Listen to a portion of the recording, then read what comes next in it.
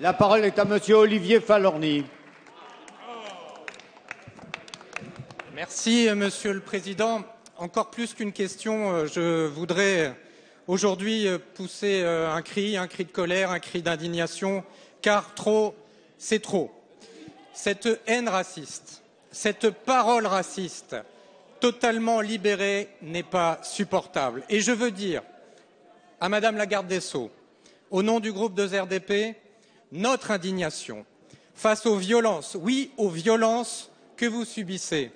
Et je veux vous dire notre soutien, notre amitié et notre affection. Oui, ça suffit. Ça suffit, ces groupuscules qui se croient autorisés à souiller la mémoire de nos poilus le 11 novembre sur les Champs-Élysées. Eux qui se prétendent patriotes et qui insultent ceux qui sont morts pour la patrie. Eux qui avaient mis des bonnets rouges, mais qui en réalité étaient des bonnets verts de gris, car ce sont les héritiers de ces collabos qui défilaient en 1943 sur les Champs-Élysées en uniforme allemand. Et ceux qui écrivent dans Minute, ce sont les héritiers de cette presse collabo qui, à l'image de Robert Brasillac, écrivait à la une de Je suis partout avant la rafle du Veldiv, surtout n'oubliez pas les enfants. Oui, les mots tuent, les mots sont des armes. Ils libèrent les réflexes criminels comme l'a subi notre collègue de Château-Renard. Mais le plus grave encore est la libération de la parole raciste dans les médias traditionnels, sur les réseaux sociaux, toujours sous couvert d'anonymat. Non, la France n'est pas raciste, mais un certain nombre de Français le sont, le deviennent et le proclament. Alors, Madame la ministre de la Communication, les médias ont une lourde responsabilité. En démocratie, le racisme n'est pas une opinion, c'est un nion aux valeurs de la République, un nion à nos valeurs. Alors oui, s'il le faut, nous rendrons coup pour stopper cette cocotte minute de la haine. La parole est à Madame Aurélie Filippetti, ministre de la Culture et de la Communication. Merci Monsieur le Président, Monsieur le député Olivier Falorni. Vous avez raison, ces paroles, elles souillent finalement plus ceux qui les profèrent, ceux qui les ont prononcées et qui récidivent. Parce que finalement, comme disait Camus, la bêtise insiste toujours.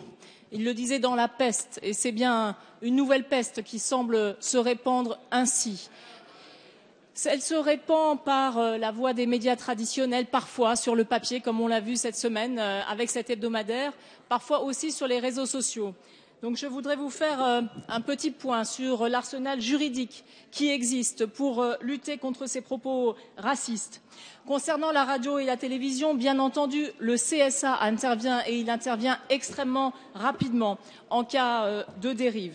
L'article 24 de la loi du 29 juillet 1881 concernant la liberté de la presse punit tous ceux qui provoquent à la discrimination ou à la haine raciale ou à la violence à l'égard d'une personne en raison de son origine ou de son appartenance. Cette loi s'applique à toute publication, que ce soit une publication imprimée, une publication audiovisuelle ou une publication en ligne. Évidemment, il y a des moyens spécifiques qui existent sur Internet. Le site internet-signalement.gouv.fr permet de signaler des contenus illicites. Les juges peuvent prononcer des sanctions contre leurs auteurs, contre les hébergeurs, s'ils n'ont pas retiré promptement ces contenus après signalement.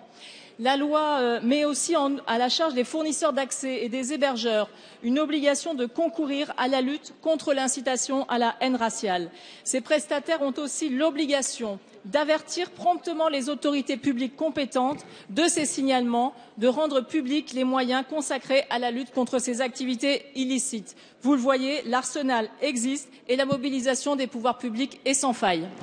Merci Madame la Ministre. La séance des questions au gouvernement est terminée. La séance est suspendue.